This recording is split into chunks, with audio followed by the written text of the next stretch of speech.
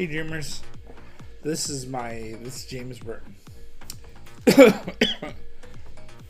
This is my belt of nod. Let's see here. And I'm kind of getting used to the camera setup and trying something new. Because I have sketches to do for some people who won the contest by mentioning the book the other day. I got my Stellar pencil. I got some Bristol.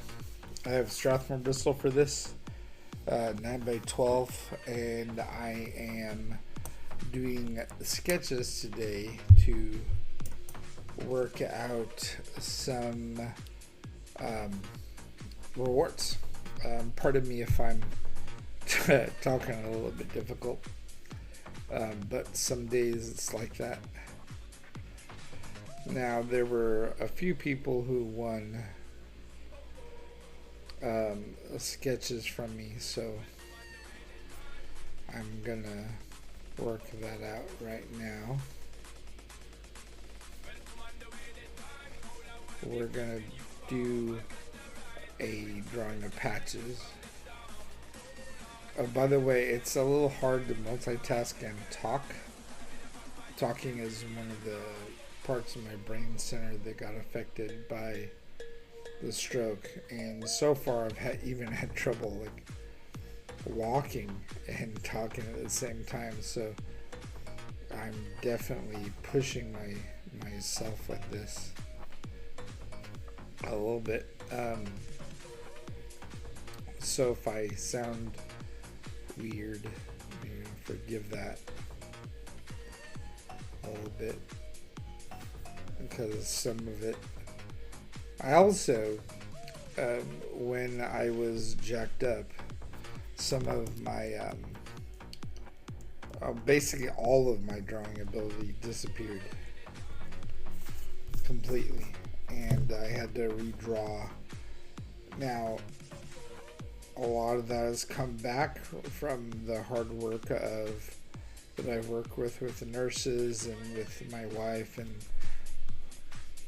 things like that, and I have my hands back, but I don't consider them perfect, so bear with me a little bit. We're gonna do, this is supposedly a drawing for Patches, who is a teddy made of well-loved material.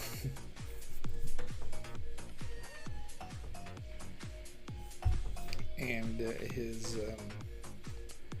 patches show it, and so does the material that he's made out of.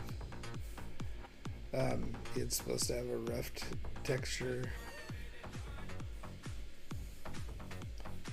so he doesn't need clean lines, but he does need clear lines.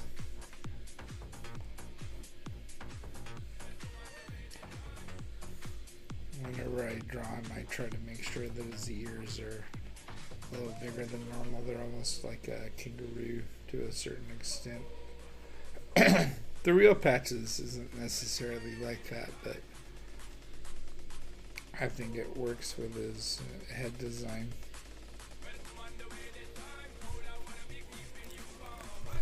I like a lot of this, but his nose needs to come up to make sense, so he's on model.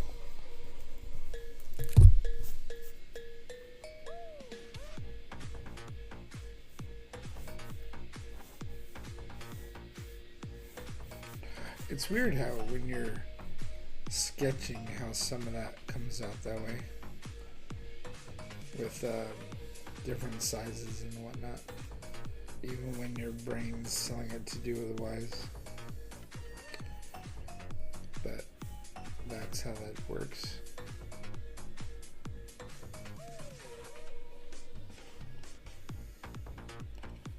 Now digitally, I really like doing my blacks and stuff onto the levels, but this is OG, original art. so it has to have an entirely other feeling to it.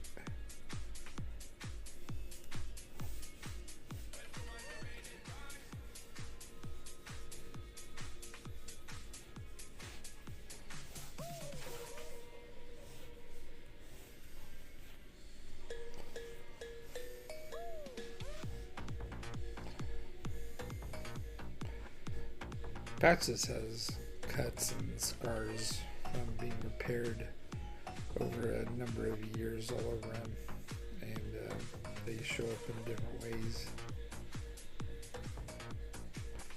I don't want to make him look perfect because it's not supposed to be. When you get repaired by over love, that stuff is very rarely asymmetrical. You know, a mom who is doing her best for a kid doesn't always have the time to make it perfect, and that's a big part of Patch's story. Mom, who is loosely based on Marika, my wife, does her best to take care of the child, Faye. But she's hurting too. So while she's doing that and doing her best, that's all really any parent can really do is just do the best they can.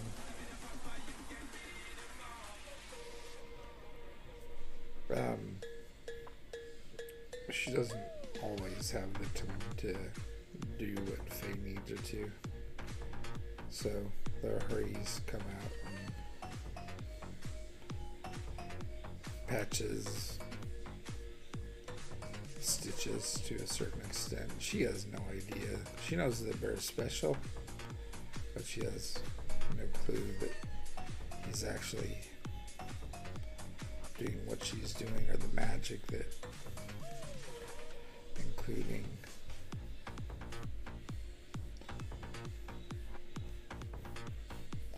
Faye's dad's shirts and things, did.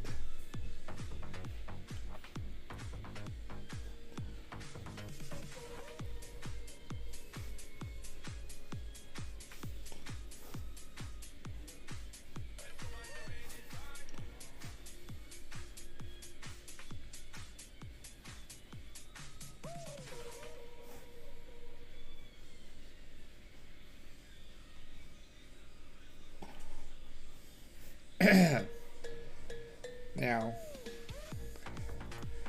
the real Patches, the bear that Camille managed to decide was hers, that Patches sat on a shelf for years. And when I say years, I mean years. It's no exaggeration that it was like, let's see here, we got the bear before Camille was born, in like 2005, I think. And then Camille was about 3 when she found him on that shelf at her aunt's house.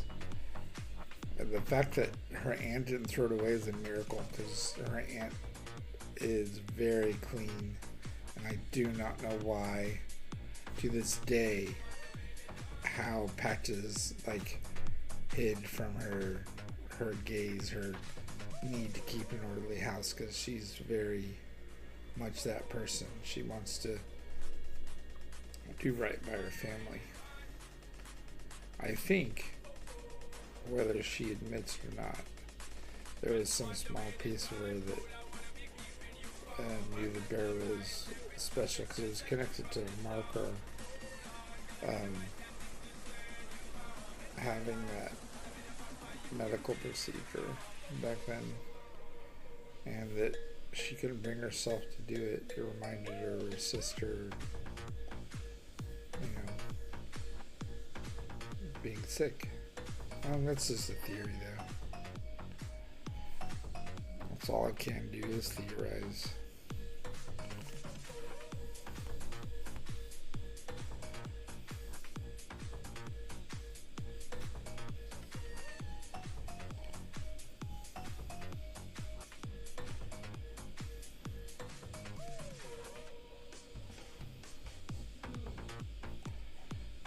we're drawing this picture of a butterfly landing on patches.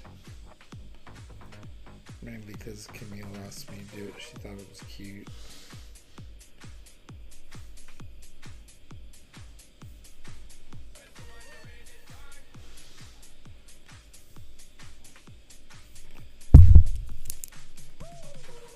Have you ever seen a teddy bear with a butterfly in his nose? Neither have I. But, you know, dad's gotta do what dad's gotta do. If you're a daughter ass or something, do your best. Not always perfect, but you do what you can.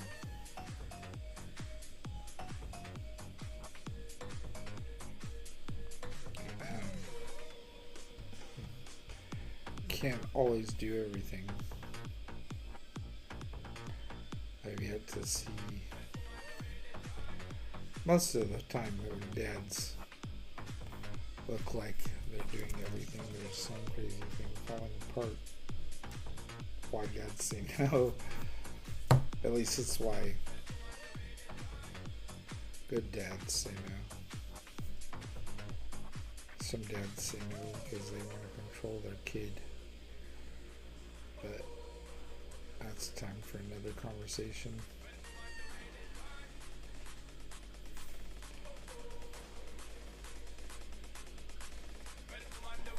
This is really not necessarily what anything is about. It's just pretty drawing.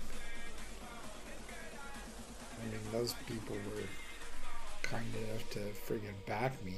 The least I can do is do a sketch for them. But I also want to do the sketch of patches doing something cool. So, yeah, works out to a certain extent. You know, one of the things that was hard to accept when I was sick recently, when I had to reteach myself all those fun, they weren't fun. I threw away a lot of paper before I figured something out. There was, I used to worry about each line. I used to try to put everything where it belonged. And sometimes where things belong aren't necessarily where you do them.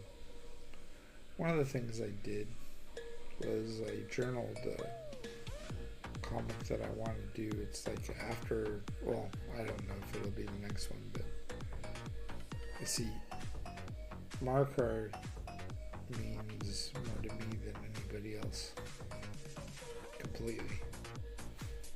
She saved my life in August when she took me to the hospital, and when she called 911 instead of listening to me, because the only words I could say was, "I'll make it, take us to the hospital." Because I'm really, what that came from is I was absolutely petrified of being my dad.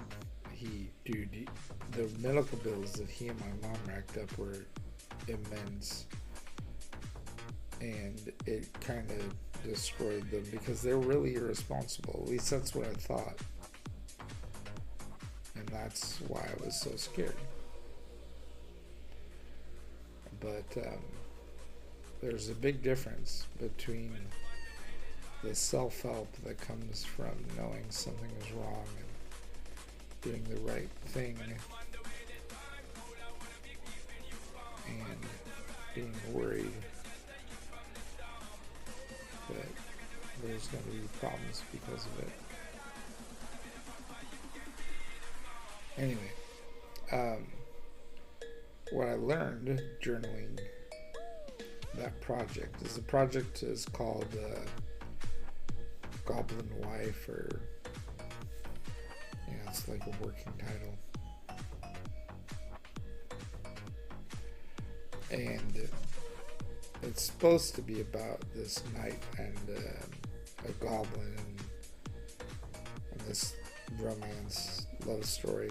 I'm excited to do it. And I roughed out, dude, seriously, like 7 books. It's a long story. It doesn't move super fast, but it means a lot to me. Now, the reason I mention it isn't to promote it or anything like that. It'll be years before I'm ready to do it, if I do it. But roughing it, and I might show those roughs sometime. Roughing it was a storytelling exercise more than it was anything else. It was about making the story clear. And so I thumbnailed the entire thing. And, thumbnailing is extremely important for that step.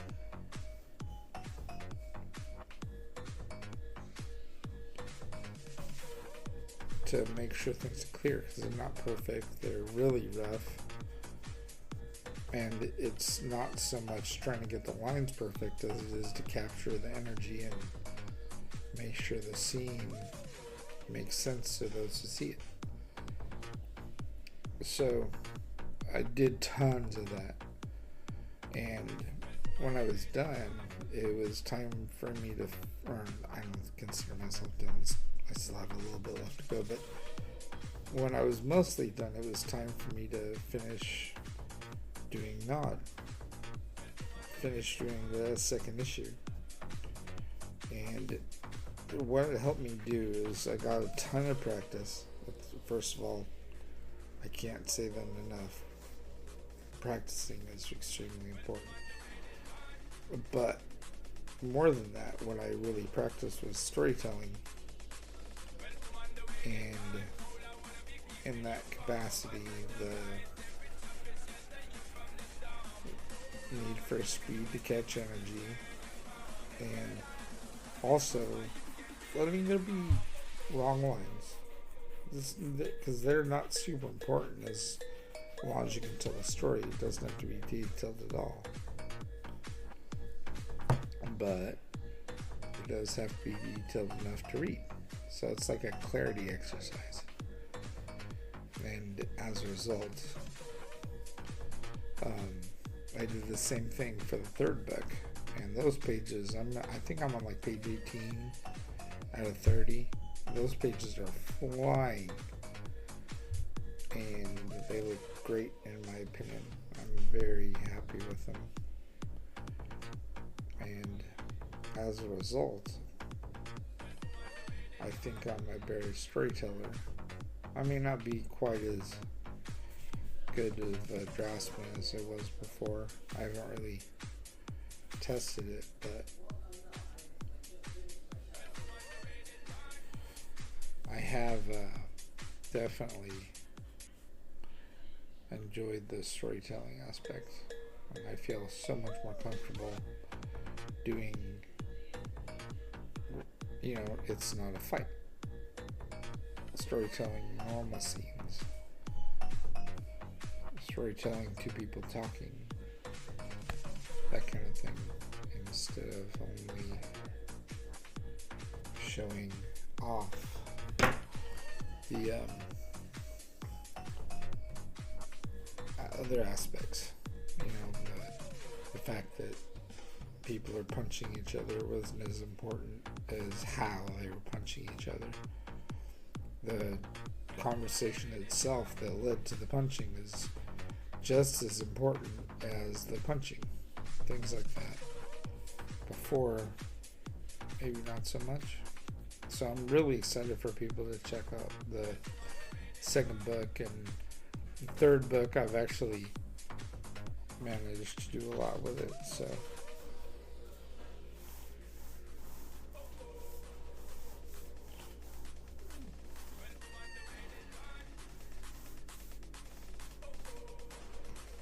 I'm really excited about that.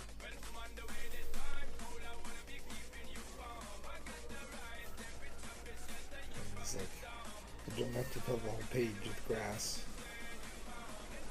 to make this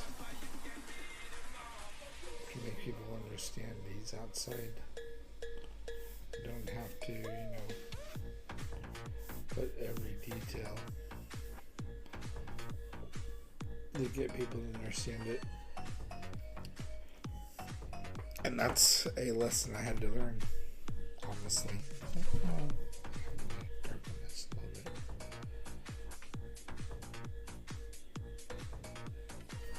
So that's the first pencil sketch. It's took a little while to make it happen, and I'm really glad. I'm happy with the way it came out, and some of my drafting skills aren't gone. I'm super glad. And do me a favor, I'm gonna stop now because I gotta go grab some tools, but back and share the book, because we're going to be showing Patches doing a bunch of amazing stuff in the background, but more importantly, there's a ton of stuff to come out with Faye in both this issue and the next one. It really starts showing some of the intricacies of what she's going through and why she's making the choices she's making and why they're not perfect. And the one after that, Patches and Misako are gonna do a lot in the fourth one, but not quite there yet.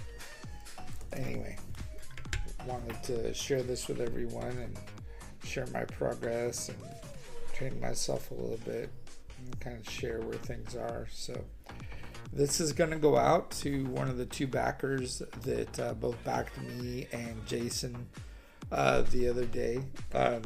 They're fans and they commented and backed the book, so this is going to go out with their rewards.